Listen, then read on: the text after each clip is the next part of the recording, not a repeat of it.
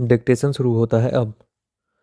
आज दफ्तर खोलते ही जो बेचैनी नजर आई वह इस दफ्तर के लिए नई थी। बेचारा दफ्तर परेशान था। उसे समझ नहीं आ रहा था कि आज इन सब को क्या हो गया है।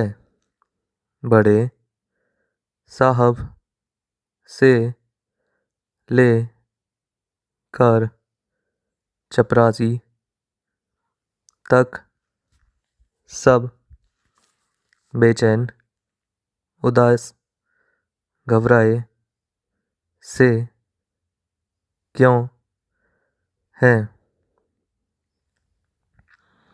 उसे कुछ भी समझ नहीं आ रहा था। अंत में हार कर उस ने आंगन में खड़े आम के पुराने पेड़ से पूछा, शायद उसे कुछ पता हो, पर वह इन नए छोकरों की अजीब बातों से परेशान था। उसने भी अपना सिर खुजलाया, जिस का मतलब था कि इस बेचैनी का कारण उसे भी पता नहीं। किस से पूछा जाए। शायद फाटक को पता हो, पर सभी तभी आंगन से कुछ बातचीत की आवाजें आने लगी, पर अंत में छोटे बाबू ने आत्महत्या की। क्यों? कोई पूछ रहा था। अच्छा, तो यह बात थी। बहुत बुरा हुआ, दफ्तर ने सोचा। और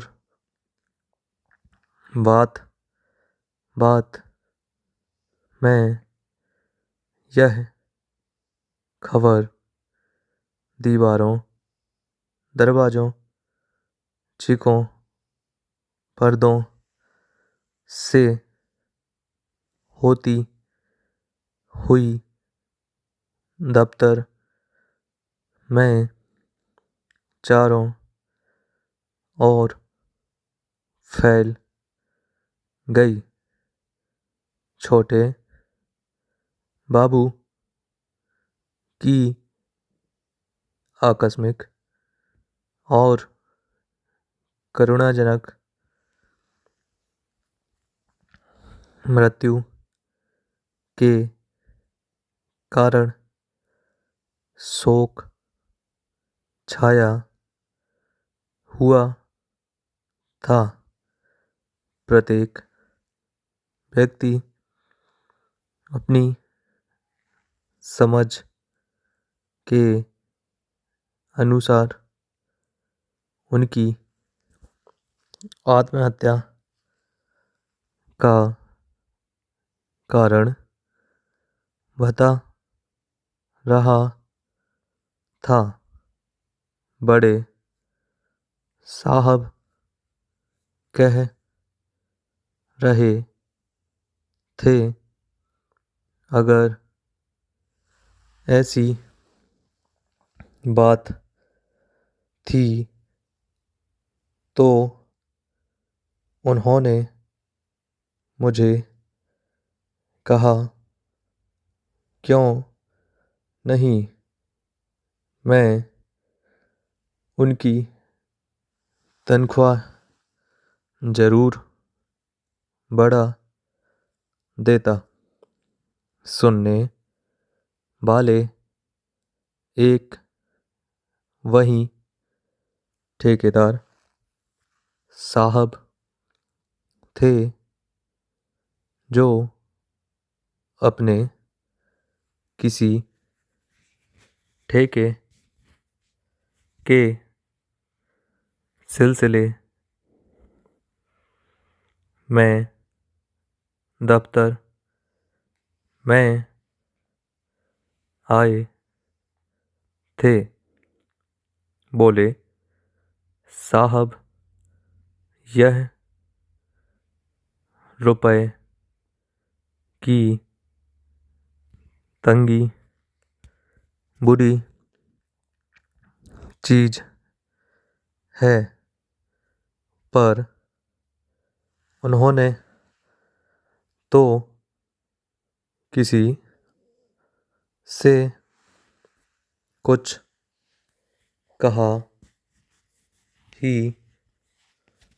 नहीं। मुझे ही कह देते तो 2-4 हजार का इंतजाम तो मैं ही कर देता। कहो भाई, क्या खबर लाए?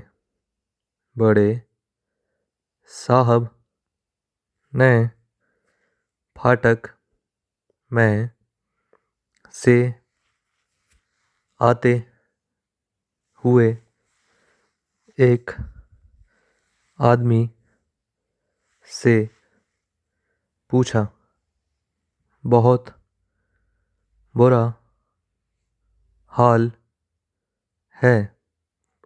बेचारी छोटे बाबू की वाइफ ने तो रो रो कर बुरा हाल कर रखा है। घर में जमा पूंजी भी नहीं है जो क्रियाकर्म का प्रबंध किया जाए। यह कंगन दी है बेचने के लिए। उस आदमी ने कहा, अजी अब रोने धोने से क्या होता है उम्र भर तो छोटे बाबू के कान खाती रही। यह ला दो, वह ला दो, और सच तो यह है पास खड़े एक अन्य व्यक्ति ने कहा, पर बीच में ही आने वाले व्यक्ति ने टोका, पता नहीं साहब, वह तो मुझसे कह रही थी कि इतने सीधे आदमी थे कि खुद ही सब सामान ला दिया करते थे। मुझे कुछ कहने की ज़रूरत ही नहीं होती थी। पूर्ण विराम।